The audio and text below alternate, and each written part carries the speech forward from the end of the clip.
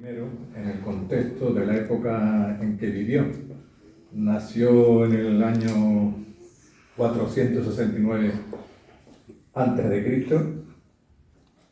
y murió en el 399 a.C. O sea que prácticamente vivió unos 70 años en el siglo V a.C. Y la verdad que es un personaje muy controvertido, misterioso, pero que a su vez ha sido muy importante en el desarrollo de la filosofía. También hay que hablar de que filosofía, tal como lo entendemos en Occidente, sí, podemos decir que nació en Grecia, y eso es lo que desde pequeñito nos educaron. Pero filosofía también existió en otros países, en otros pueblos, y yo creo que habría que definir el concepto de filosofía como amor a la sabiduría, y desde ese sentido la filosofía existe no ya desde la antigua Grecia, sino desde el mismo momento en que el hombre se pregunta ante el mundo que lo rodea: ¿quién soy? ¿Para qué estoy aquí? ¿Qué sentido tiene? ¿Por qué yo muero y los animales mueren? ¿Por qué la ley de los ciclos de la naturaleza? Eso, desde que el hombre es hombre y tiene conciencia, digamos, de su entorno, pues existiría la filosofía de una manera un poquito amplia. Ahora, desde el punto de vista occidental, pues sí, la filosofía puede decir que nace en Grecia, aunque ya bajo otras versiones existe en la China con Confucio, Lao Tse, antes que en Grecia, y en la India, no digamos, con los Vedas. En los Vedas hay uno de los Vedas que están dedicados unos a medicina, otros a los mitos, a los ritos del fuego, al Agni Veda, por ejemplo, pero que bajo la forma de himnos o de poemas, pues se esconden grandes cuestiones filosóficas. Igualmente ocurre, por ejemplo, en el Bhagavad Gita, que es una recopilación de los Vedas, y que ahí destila filosofía por todas sus líneas, a pesar de que a lo mejor la manera de exposición no coincide con la que es la nuestra. Entonces, centrándonos en el tema, si admitimos que la filosofía nace en Grecia, partiendo de Pitágoras, allá 2 siglos antes que Sócrates, pues habría que ver cómo y a qué se dedica la filosofía para aquel entonces. Entonces se dedicaban a preguntarse sobre los misterios del universo y todo, y así nace la filosofía de los presocráticos, o sea, los anteriores a Sócrates. Hay muchos tratados que versan sobre la naturaleza. Ellos lo llamaban la física. De tal manera, física y naturaleza eran equivalentes, y hubo un aristotélico compilador de las enseñanzas de Aristóteles, y a los textos que encontró detrás de esas experiencias, esas preguntas que tenía Aristóteles sobre la naturaleza, pues le llamó metafísica, y de ahí entonces viene la palabra metafísica, los libros posteriores a la física, a los textos que se encontraron en Aristóteles sobre la naturaleza. Pero Sócrates va a bajar el terreno de la filosofía ya al hombre, de tal manera que se origina a partir de Sócrates una inquietud filosófica sobre las cuestiones típicas del hombre: el quién soy, de dónde vengo y hacia dónde voy, que es lo que tradicionalmente se nos ha dicho que es las preguntas centrales de la filosofía. Y en esto Sócrates va a ser un ejemplo, porque él se encontró en la Atenas que estamos hablando, del siglo V a.C., con que proliferaba una especie de pseudofilósofos que se llamaban los sofistas, que eran muy buenos en retórica, eran muy buenos oradores, se les llamaban dominadores también, tenían la duda como exponente principal de su doctrina, diciendo que no había nada permanente, que todo era un poco motivo y sujeto de opinión, y que según unos u otros, además ellos se vanagloriaban de, por una parte, defender una tesis, y media hora más tarde o al día siguiente defendían la tesis contraria. De tal manera que ellos entendían que no había nada estable, permanente, digamos, entre las preguntas que el hombre se hace. En esto Sócrates va a irrumpir en ese mundo ateniense y va a combatir a los sofistas. Sofista es, en este caso, el objeto de muchas de las diatribas que tiene Sócrates con los filósofos de entonces, los llamados sofistas. Es una cuestión que a veces se ve en los textos de Platón, en los diálogos, donde expone las diatribas, las polémicas que tiene Sócrates con algunos sofistas, ¿no? A esto también hay que decir que no sabemos las enseñanzas originales de Sócrates cuáles fueron, porque lo cierto que es, conocemos a Sócrates, sus enseñanzas a través de los textos de Platón, pero Platón quizás lo pone a Sócrates como protagonista principal de sus diálogos, pero la pregunta es, ¿fueron las enseñanzas de Sócrates o fueron las enseñanzas de Platón que utiliza a Sócrates como homenaje a su maestro? Pues es una pregunta que todavía queda por resolver. Lo cierto que es, como homenaje a su maestro, a su iniciador, Platón pone a Sócrates como protagonista principal de sus diálogos. Entonces se puede decir que Sócrates es el primer filósofo, en este sentido, después de los presocráticos, que habla del hombre y se preocupa de las cuestiones propias del hombre. De su vida se sabe poco. Hay algunos que dicen que era hijo de un escultor o cantero, un tal Sofronisco, y su mujer era partera, Fenarete, y que tenía una situación más o menos desahogada, y que eso le permitió tener una formación en su juventud que tampoco se sabe cuál llegó a tener, porque él se decía, dicen algunas versiones, que era analfabeto, que no sabía ni leer ni escribir, cosas que ninguno de los escritos posteriores lo corroboran.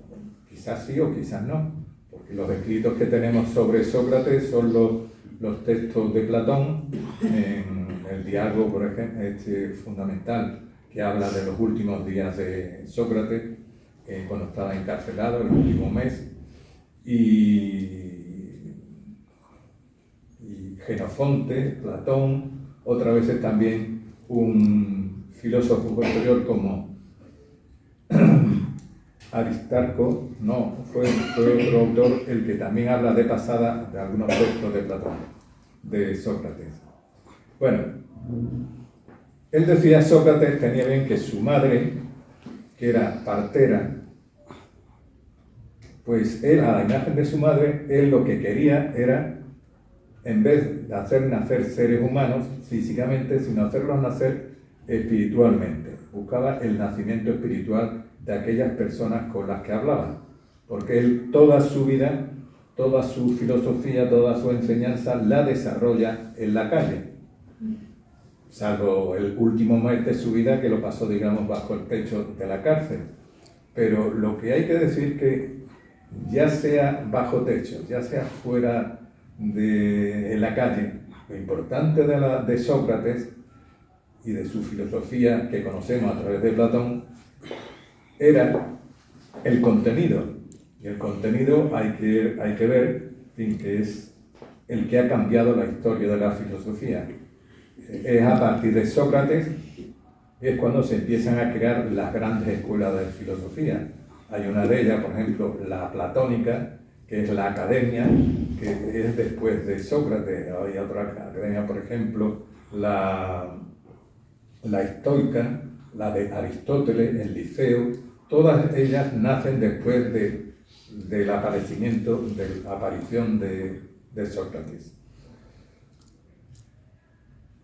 En esto, ya que esta charla nos sirve también como presentación de este curso que llamamos aquí y que luego podemos hablar un poquito más extenso, el curso de Filosofía para Vivir, que es precisamente lo que quería Sócrates, filosofía para vivir, y de hecho dedicó su vida, se pueden establecer ciertos paralelismos. Estamos hablando de la mayéutica en Sócrates. que lo que quería era el nacimiento espiritual, aquel que podía encontrar el hombre dentro de sí mismo.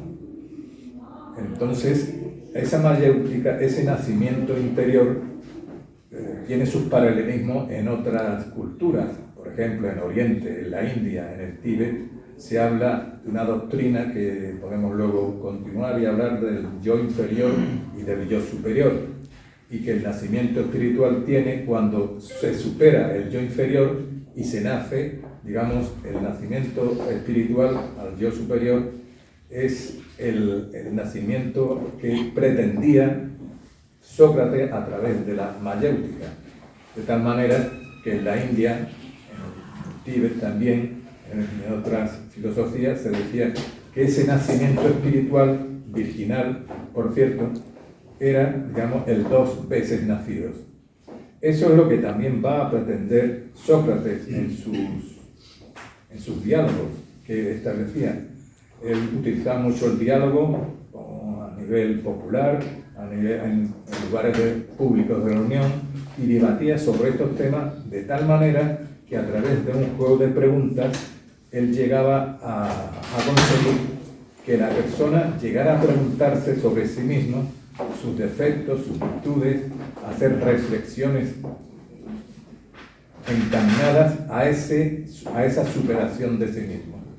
Y esto es lo que va a motivar esto que estamos hablando de este 2 veces nacido propio de otras culturas.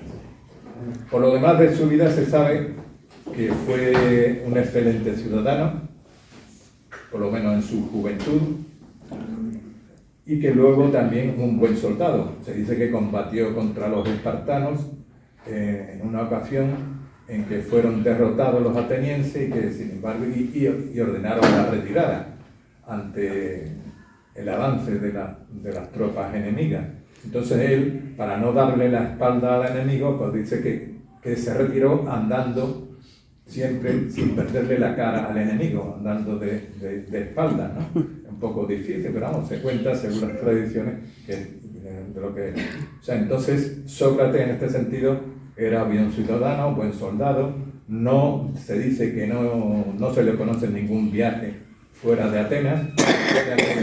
Su mundo era al que quería él más o menos dedicarse, era a su pueblo, Atenas, y conseguir mejorar a los ciudadanos. Hay otras cuestiones también muy interesantes, también de su vida, lo digo por dar algunos detalles. Decía de su mujer que se le conoce como Xantipa, y que Xantipa, según algunas tradiciones, se encaraba mucho con Sócrates y le decía, y se enfadaba con él porque no trabajaba y se dedicaba a filosofar y estar en el pueblo, con el pueblo sencillo y llano, en las plazas públicas, pues hablando de filosofía, y no solamente hablando, sino incitándole a que fueran mejores ciudadanos. Entonces le decía Sócrates a Xantipa que los filósofos no debían trabajar, sino que los filósofos debían entregarse a su misión y dedicarse por entero a la filosofía y a sus discípulos. No obstante, esto es una versión, pero Platón, por ejemplo, en su diálogo, creo que en el Fedón, donde habla, digamos, de los últimos días de Sócrates, decía que en uno de ellas aparece Xantipa y no aparece con tan mal genio como le pintan en otras versiones. Pero en fin, esto es un detalle solamente de su personalidad, ¿no? Pero es verdad que, como vemos, es interesante que a veces en el seno en el pueblo, en la medida que él era un interlocutor y preguntaba a todo el mundo sobre qué es la justicia, qué es la filosofía, qué es la verdad, pero él lo preguntaba a todo el mundo y trataba de establecer un diálogo para llegar a descubrir en cada persona lo mejor que tenía y hacerlo llegar a ese renacimiento a través de la educación. De tal manera que se convirtió a veces en algo ya molesto, porque al parecer era bastante inteligente, o muy inteligente, a veces utilizaba la ironía como recurso, y así en sus diálogos la mayéutica socrática así se le tiene considerado, ¿no? En fin.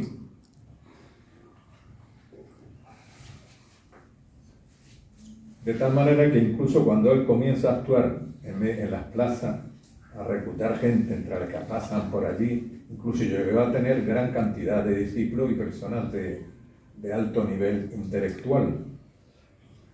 Pero que al poco tiempo se le dice que Sócrates, se advierte que Sócrates no es un sofista más, porque él, a diferencia de los sofistas, dice que él lo que busca es la verdad, mientras que a los sofistas lo que les interesa es el dinero. Incluso llegó en el juicio que se le hace al final de sus días, se le llegó a acusar de sofista, cosa que totalmente contradictoria con lo que él había sido durante toda su vida, un combatidor, digamos, de los sofistas, ¿no? A pesar de todo eso, como digo, logró formar un grupo muy grande de discípulos, y los sofistas tenían mucho cuidado al enfrentarse con él, porque utilizando su inteligencia y su manera de argumentar, pues no era muy cómodo dialogar con Sócrates. Así que los sofistas lo evitaban. Ellos seguían cobrando dinero por sus clases, incluso se decía a los sofistas que eran filósofos itinerantes, que no solamente existían en Atenas, sino que también iban de pueblo en pueblo, ofreciendo sus enseñanzas para, como decía Sócrates a través de Platón, que el sofista lo que trataba era de formar gente hábil que utilizara las armas de la retórica para convencer, para imponer sus criterios sobre los demás, sin importarles la verdad. O quizá esta es una figura muy común en nuestros días, pero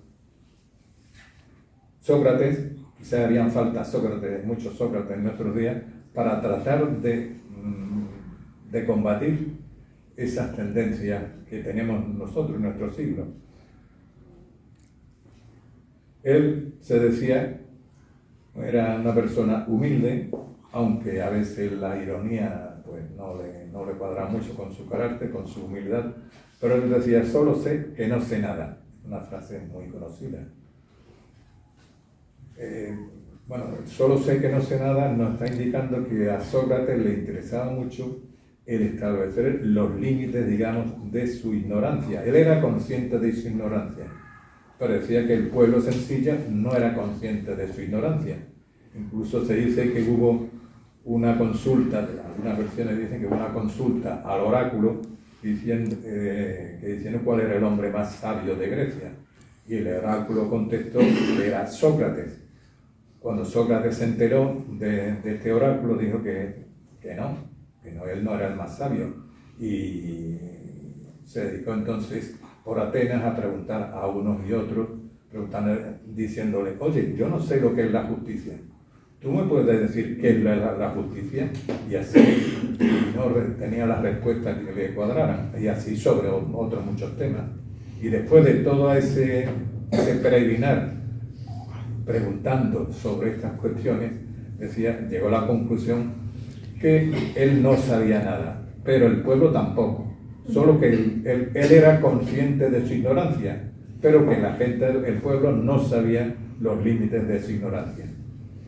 Y que el horario, entonces, en ese sentido, podría ser válido el criterio que le había dado el oráculo, pero que no estaba muy en línea con el oráculo que dio esa aseveración. Una de las cosas que decía, que se le preguntaba, que cuál fue su maestro, y le preguntaban. Él decía que no tenía maestros. Sin embargo, en sus conversaciones, sus diálogos en la plaza pública, él mostraba un conocimiento sin igual de los antiguos filósofos. Pero ¿cómo es posible, si dice que no estaba ni en discípulo de ningún maestro de entonces, cómo es posible esa sabiduría, de dónde le venía? Hay algunos que dicen que pudiera estar muy influido por un pitagórico que llamaban Filolao. Otros dicen que está muy influido por Parménides, en el sentido de que Sócrates, el empeño que tiene a Sócrates por restablecer el culto y devolver el prestigio a la verdad, ¿no? Al ser interno de las cosas, a la esencia. Porque para Sócrates una cosa es la esencia de las cosas y otra cosa el cómo se aparece en la realidad. Que una cosa es la esencia y otra las apariencias. Lo que el hombre tiene que buscar es la esencia, el fondo de las cosas. Sin embargo, el sofista lo único que le interesa es captar las apariencias y hacer un mundo de ellas y practicar, digamos, la filosofía en ese sentido, en el mundo de las apariencias. Esto le llegó a decir a Sócrates a través de Platón, que el mundo de la opinión es lo que media entre la ignorancia y la sabiduría. Entre esos dos polos, la ignorancia y la sabiduría, está el mundo de la opinión, en el que se movían muy a gusto los sofistas. Parece ser entonces que esto es una influencia clara de un filósofo presocrático anterior como fue Parménides. Sin embargo, cuando se le preguntaba que tanto que sabía quién se lo decía, él decía que tenía un daimón.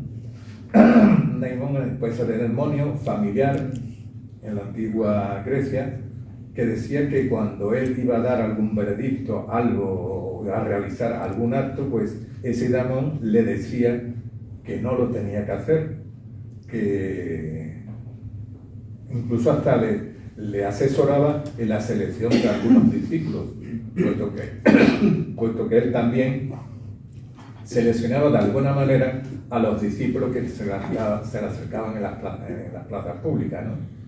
Pues ese daimón, nos preguntamos, ¿qué es lo que puede ser? Porque eso ha quedado también en la historia de la filosofía, que es ese daimón que tenía Sócrates detrás.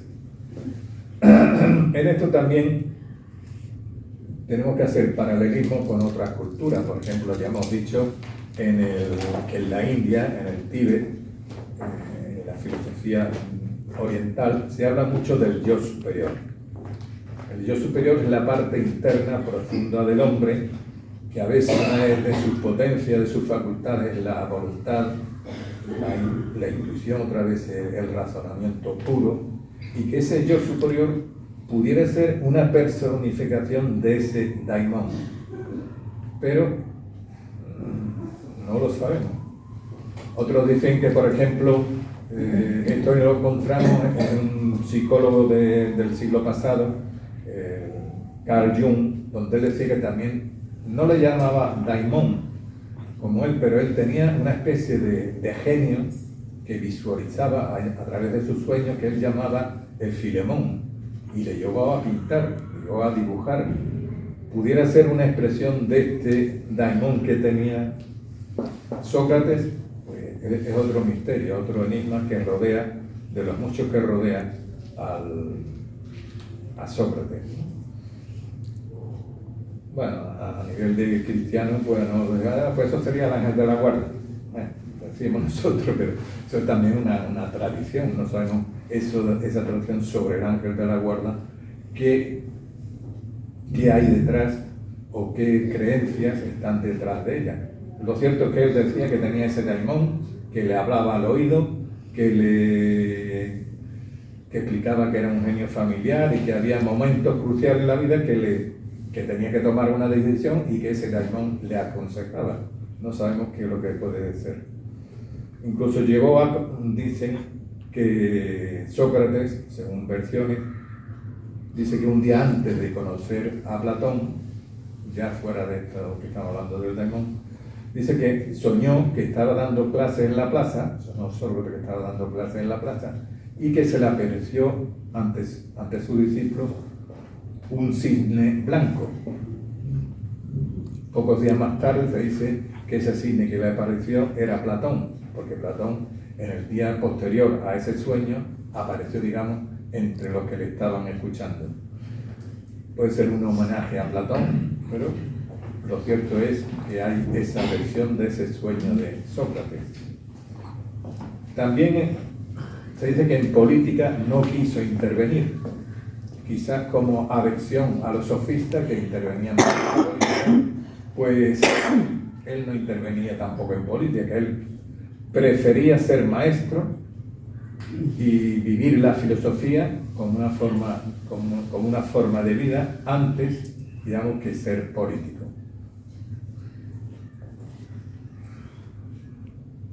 En fin, hay otras muchas cuestiones interesantes que, según los estudiosos, nos hablan de que pudiera ser el inventor del silogismo en su filosofía, pero parece ser que el silogismo fue más una invención de Aristóteles, ¿no? Lo cierto que es que una de las cosas que decía Platón y Sócrates, que más allá de la razón está el discernimiento. En esto nos encontramos otra cosa que decía Parménides. Parménides hablaba de este discernimiento y le llamaba el nous. Ese nous está también en el interior de nosotros, que es equivalente a la palabra discernimiento, que está más allá de la razón, y que a lo mejor nosotros podemos establecer comparaciones con lo que en Oriente se le llamaban el buddhi. Ese vehículo buddhi es el propio de los iluminados, o sea, de los budas, porque Buda e iluminado hay una correlación muy directa entre uno y otro. Pues ese buddhi o ese discernimiento también decía Sócrates y Platón que hay que tener.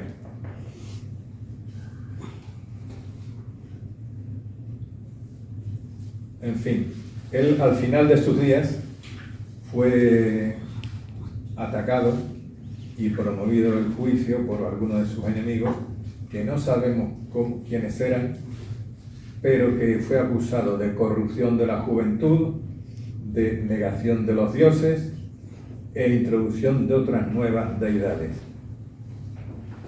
Esto realmente no sabemos quiénes eran los promotores de estas acusaciones. En el Fedón, en el último mes que narra Platón de estancia en la cárcel, pues habla de estas tres acusaciones. Hay quien dice que detrás de esto parece ser que pudieran estar las mismas escuelas de su tiempo, las escuelas de misterio de entonces, porque lo cual es contradictorio, que el mismo Platón estuvo iniciado en los misterios de Eleusis, pero sin embargo Platón lo pone como protagonista y homenaje a Sócrates. Entonces no cuadra esto de que hubiera estas acusaciones estuvieran respaldadas un poco por estas escuelas de misterios de Atenas.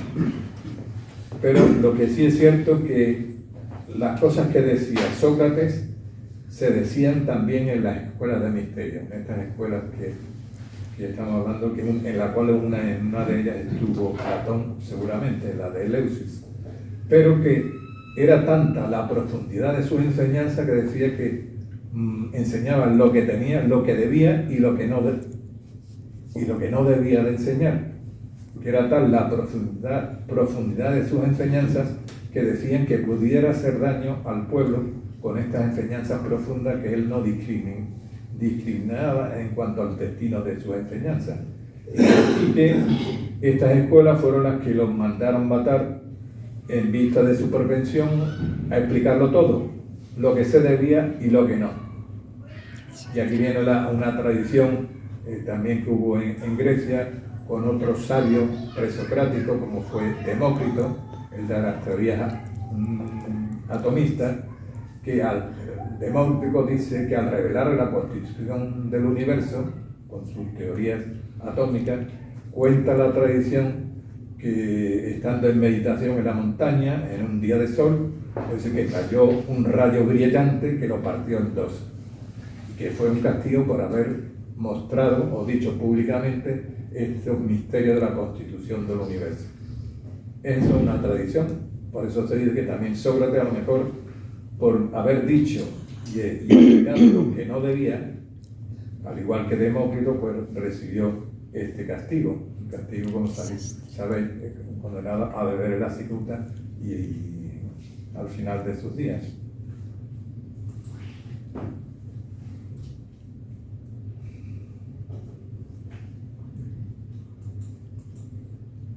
parece que el ratón está un poquito...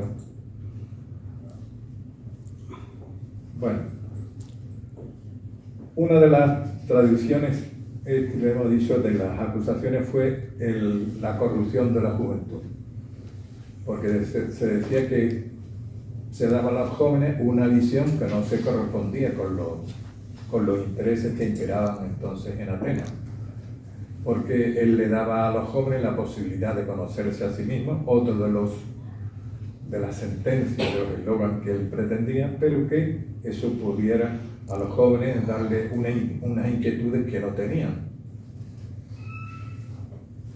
Le hacía despreciar los vicios, las comodidades en que se estaba sumiendo paulatinamente la juventud de entonces, le hacía dudar de su propio sistema político y de la valía de algunos hombres, digamos, de la política ateniense, que hablaban de una manera muy brillante, pero que no servían para nada. No quiero hacer extrapolaciones al mundo actual, pero todos sabéis que a nivel político también ocurre igual, que pudiera haber mucha brillantez en algunos de los gobernantes, pero sin embargo la verdad le importa poco, a lo mejor le interesa más la verdad de su propio partido, de su propia facción, y entonces esto es una cosa tan antigua como la vida misma, podríamos decir. En fin, Sócrates hizo que los jóvenes amasen la verdad, y quizá por esto no eran un personaje cómodo, y por eso en este juicio, pues promovido por los sofistas también, pues llegaron a obligarla a beber en la cicuta. Se le acusaba también, dice, de negar a los viejos dioses y también de imponer o tratar de imponer nuevas deidades. Esto también tiene su respuesta, ¿no? Platón en sus diálogos, todo en la República, donde Platón habla de la educación ideal, de la formación de los hombres de plata, que dice expresamente que no era bueno incidir mucho en la mitología y en explicar que los dioses estaban muy cerca de los hombres, que a lo mejor los dioses, Júpiter, otros, demás, pues a lo mejor perseguían a los mortales, o a veces en la guerra había un dios que se ponía de parte de una ciudad, y sin embargo en el bando contrario, en otra ciudad, entonces se ponía un dios de parte de otra. Entonces, para el concepto socrático y platónico, los dioses no pueden estar tan cerca del hombre, incluso llegar a acercarlo tanto al hombre, porque es el hombre el que acerca a los dioses, digamos, y le da atributos humanos a sus dioses. Así que esto no es lo correcto para Platón y Sócrates. Él decía que si los dioses son fuerzas inteligentes de la naturaleza, lo importante no es que le acerquemos y le demos atributos humanos, sino que lo importante es que los hombres se eleven y eleven su conciencia hasta los dioses. Entonces de ahí, en el mundo de los héroes, digamos, pues esos dioses a los cuales hay que elevarse, pues los héroes eran los que a través de la práctica de la virtud y determinadas cualidades llegaban a ese nivel superior de los dioses. Entonces Sócrates y Platón no estaban de acuerdo con esta idea de la mitología que personificaba y humanizaba a los dioses. Entonces, a lo mejor por esto, que es lo que entonces se estaba extendido en Atenas, se le pudiera haber llamado que estaba criticando el mundo de los dioses y que trataba de promover dioses nuevos. Eso también, a saber qué es lo que Sócrates decía. Si decía que los Sócrates pudieran ser fuerzas inteligentes que nadie hay que personificar, pues evidentemente esto tampoco gustaba al tribunal que se le montó y que por eso fue condenado. En fin, como veis, hay enseñanzas muy buenas sobre Sócrates, y hay otra sobre antes de morir, habló sobre la muerte, sobre la reencarnación. En ese mes anterior a su muerte, él habló sobre la muerte, sobre la reencarnación, sobre el ser, sobre el mundo de la opinión, o sea, sobre cantidad de temas, que eso está recogido en el diálogo del Fedón. El Fedón habla sobre todo de la reencarnación. Hay que decir que Sócrates no utiliza mucho el mito lo utiliza mucho Platón. El mito referido en el tema de la imagen. O sea, Platón, para explicar la dualidad del mundo sensible y del inteligible, por ejemplo, utiliza el mito de la caverna. En el de la inmortalidad, pues, utiliza el mito de la auriga y de los dos corceles que están impidiendo la buena marcha de la auriga, ¿no? Entonces, hay que decir que Sócrates, al parecer, no dio mucho pie a utilizar la imagen. Sin embargo, Platón sí. Lo cierto que es, minutos antes de beber, de tomar el veneno que le provocó la muerte, se cuenta que pidió a su discípulo Critón, un personaje también de Atenas, bastante rico por cierto, que lo acompañaba, que no se olvidase de sacrificar un gallo a Esculapio. Esto también ha sido a lo largo de la historia motivo de debate y saber qué quiso decir Sócrates, o por lo menos lo recoge Platón en el Fedón, que es eso de esa deuda que tenía con Esculapio y de ofrecerle un gallo. Aquí ya nos tenemos que entender qué era Esculapio para los atenienses. Esculapio era el dios de los misterios, el curador de almas, pero también el gallo, un gallo representa el amanecer. Entonces, ofrendar un gallo a Esculapio, digamos, es una especie de oferta, de cancelar una deuda que tuviera con este curador de las almas, que era Esculapio, y que en los misterios se le llamaba también, se le acostumbraba a ofrecer a Abraxas, el dios de los misterios, que luego va a pasar a los gnósticos, Abraxas como símbolo del amanecer, del espíritu. Hay que recordar esto también al libro egipcio de los muertos. Cuando hablaba el libro egipcio de los muertos, su verdadero nombre es Libro de la salida del alma a la luz del día. O sea, salir el alma a la luz del día era renacer, volver a nacer. Y el libro escrito de los muertos es todo un tratado sobre el viaje del alma por el inframundo, a través de la noche, para luego volver a renacer a la luz del día.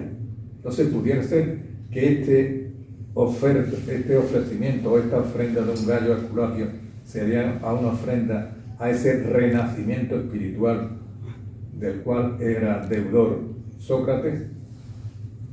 Y yo he leído por internet textos así sobre este sacrificio, un gallo a Esculapio, pues de todo tipo, es bastante largo. Para mí pudiera ser esto así, no sé si esto es muy simple, pero que era como el reconocimiento de que más allá de su vida mortal, él estaba en deuda con un renacimiento espiritual, el representado por el ofrecimiento del gallo a Esculapio, como la salida del alma a la luz del día. O sea, como Sócrates creía en la vida más allá de la muerte, y a eso se entregó toda su vida, y a la educación, digamos, de la juventud en Atenas.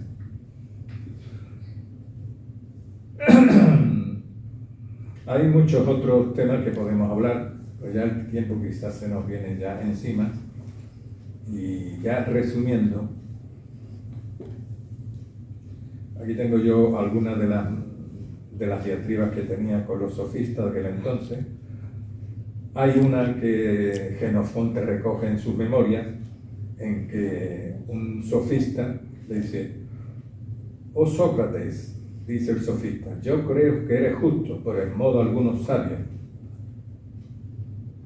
Dice: «No eres sabio porque tú no engañas por avaricia ni nada, pero si no cobras nada por el dinero es que lo que estás dando no vale nada», ¿no? Le contesta Sócrates.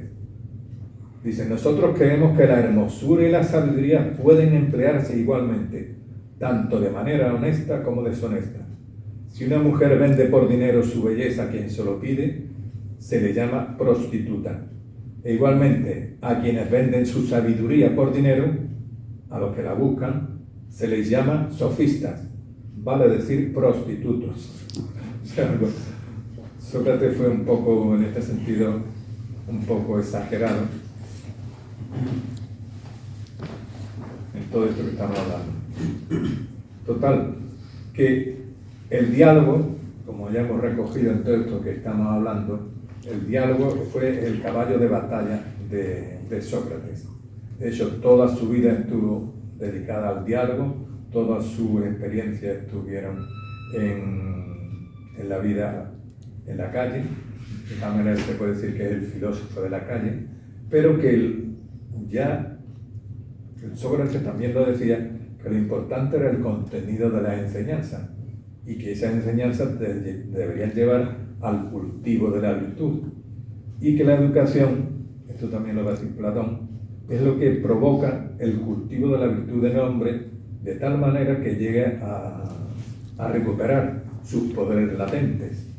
Porque decía, otra de las cosas que decía Platón y Sócrates es que a la sabiduría a veces dice que dependía mucho de las reminiscencias, que es otra teoría de los platónicos y de Sócrates. ¿Qué entendemos por reminiscencias? Como algo que nos viene de algo que tenemos en nuestro interior, pero que, como decía, saber es recordar, decía Platón o Sócrates a través de Platón. Como si hubiera una sabiduría innata que está en nuestro interior y que eso motiva ese redespertar, ese recuerdo de aquellas cosas que están en nuestro interior.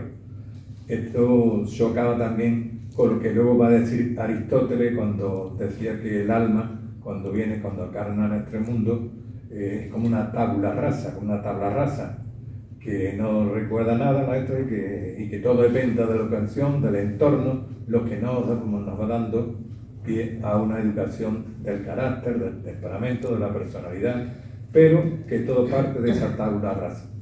Platón no estaba y Sócrates no estaban de acuerdo con esto, evidentemente. Habla también del diálogo que no ha de ser de siempre entre dos personas. Sócrates decía que es más importante el diálogo interior, que el hombre debería ser un buen dialogador consigo mismo, y que eso incluso llegaba a tener hasta 3 pasos en el desarrollo, digamos, de ese diálogo interior. Lo primero es conocerse a sí mismo, y esa búsqueda interior es sinónimo del examen de conciencia. Esa es la primera etapa, el conocimiento de sí mismo, que ya de por sí es bastante difícil. Luego viene, una vez el conocimiento de sí mismo, viene lo que en alquimia sería la obra al negro, sería el destruir o gobernar todos nuestros defectos. Eso le llamaba Sócrates la refutación en este diálogo interior. Y luego, por último, pues vendría el objeto final de la mayéutica, que es el nacimiento espiritual. Eso es, en definitiva, lo que buscaba Sócrates, el despertar conciencias y no proveer conocimientos. Hacer buenas preguntas, hacer buenas reflexiones y motivar buenas respuestas dentro de uno mismo. Que en esa búsqueda interior podría llegarse a ese nacimiento espiritual que antes hemos hablado. También se hablan muchas cosas más de que si fue el que descubrió la inducción, el razonamiento inductivo, partiendo de los ejemplos particulares, hasta las grandes cosas, que es el deductivo. Sin embargo, el inductivo es el que establecido una ley general, pues llega parte de lo general hasta lo particular. La facultad de definir, son notas que yo tengo aquí. Pero en fin, ya para finalizar, no sé si me he dejado muchas cosas atrás, pero que esta charla, pequeña charla, estaba más que nada encauzada también a la presentación de de nuestro curso que se llama Filosofía para Vivir, y que todo esto está recogido en este temario que tienen aquí, y que yo voy a recordar algunas equivalencias que encontramos en las teorías de Sócrates, en la filosofía de Sócrates. Hay un punto 1 que es filosofía activa, una forma de vida. Esto es lo que propone Sócrates a través de su vida y a través de sus enseñanzas, el conseguir que la filosofía no sea un simple conocimiento intelectual, sino que la filosofía para todo el mundo clásico era una cuestión vital, una manera de vivir. Esto es lo que nosotros vemos en el punto 1. Luego habla del ser humano y el cosmos, y habla de algunas teorías de la constitución humana y de la naturaleza, cosa que quizás forma parte del mundo presocrático, hablar de estos conceptos cósmicos. Pero, no obstante, nosotros lo tenemos recogido aquí en el punto 2. Luego, el punto 3 es la sabiduría de la India. Aquí hay aspectos muy interesantes, porque aquí se trata de un libro que es el Bhagavad Gita, que es muy anterior, digamos, a la enseñanza de Sócrates, porque el Bhagavad Gita es una recopilación de los textos de los Vedas, de las enseñanzas contenidas en los Vedas, que se vinieron a escribir, según dicen, a mediados del primer milenio antes de Cristo, o sea, siglo VI antes de Cristo. Ahí nos enseñan muchas cosas el Bhagavad Gita que estamos comentando. Ahí se plantea el conflicto interior entre nuestra parte espiritual y nuestra parte material. Eso lo decía Sócrates y Platón, que nosotros estamos compuestos de un algo espiritual y de un algo material. Y que no es cuestión de establecer conflictos entre ambos, sino llegar a establecer criterios de jerarquía entre ese algo espiritual y ese algo material. Todo eso nos va a hablar en este Bhagavad Gita del punto 3.